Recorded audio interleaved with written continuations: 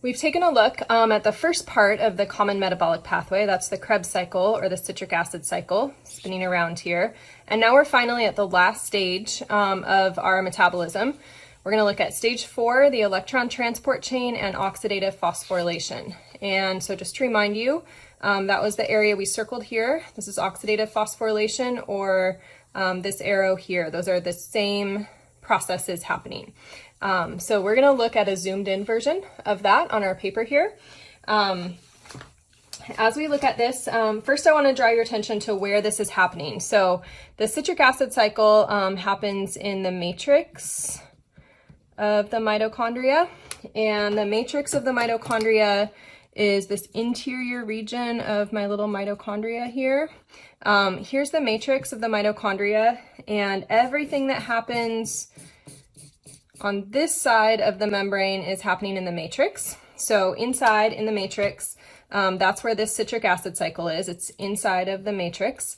And then I have this inner membrane, and that inner membrane is this squiggly thing here that's inside of the mitochondria. And embedded in that membrane is where we find the enzymes that are participating in the electron transport chain. So just to give you a little picture of where things are here. So the electron transport chain takes those high energy reduced coenzymes that are just being pumped out in the matrix here from our citric acid cycle. So these are sitting here just waiting to go do something, being produced by our citric acid cycle. And I'll add that little green to show that they're high energy. All right, so reduced, they've got that H on them. Coenzymes, we've been following those through before.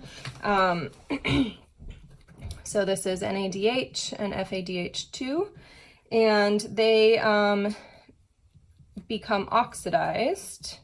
Remember, we've been looking at catabolic pathways all the way through for metabolism, so that's where we're seeing oxidation reactions. Oxidation of the substrate. So these get oxidized by oxygen, and here's our oxygen. It's going to show up. This is where about 90% of the oxygen we breathe in gets used at this point of metabolism. And when we oxidize, then that helps to drive this reaction. And our goal all along has been to make ATP. And this just looks like any other ATP that we've seen, but this is going to be lots and lots of ATP. So a lot more than we've gotten in our other processes.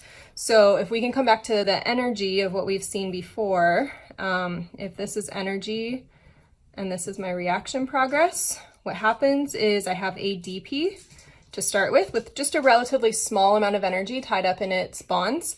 And then I pump energy into it and I phosphorylate it, or I add that phosphate on. And so now I have energy that is stored in ATP. And the great thing about storing it, packaging it, is now I can send that ATP to whatever different process pathway needs it. And I've got all this energy tied up in those high energy phosphoester bonds. So I end up with my high energy ATP at the end of all of this. So let's just look at a couple of features here, and then again on page 90, you're going to want to go through and be able to understand and kind of label what's happening here with some of these questions. So as these coenzymes come up to the enzymes in our pathway here, we've got the coenzymes high energy inside, and that H basically is going to split apart into two parts, an electron and a proton. So here's some protons getting pushed across this membrane. What we're building here is called an electrochemical gradient, where I'm forcing those H's to where I have more H's than I should. They're just dying to come back across the membrane, and they eventually come back across the membrane here at the 5th complex. So I'm pushing those H's across at complex 1 and complex 3 and complex 4. Those are push points through for the protons.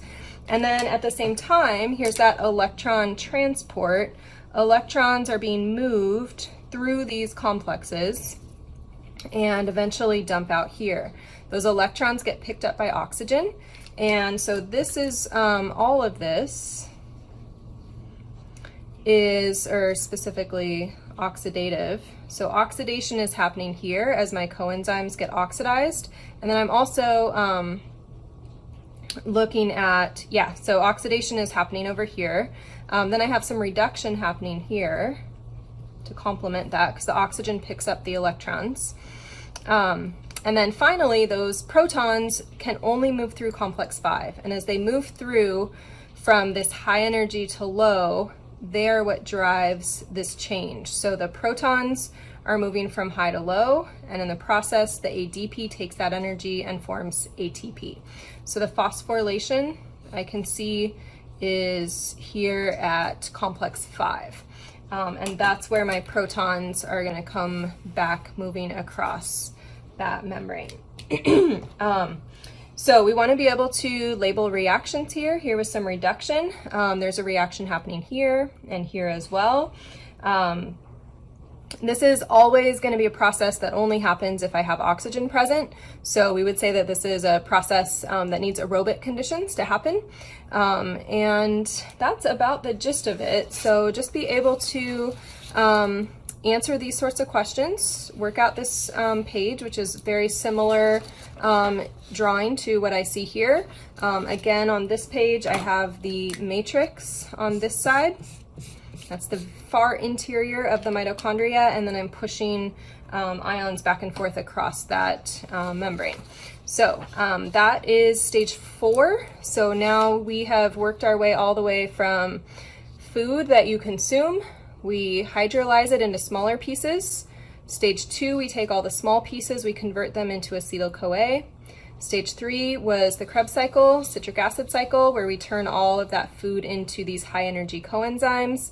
And then stage 4 was taking those high energy coenzymes and with some oxidation reactions and a phosphorylation reaction, producing the bulk of ATP from this whole process.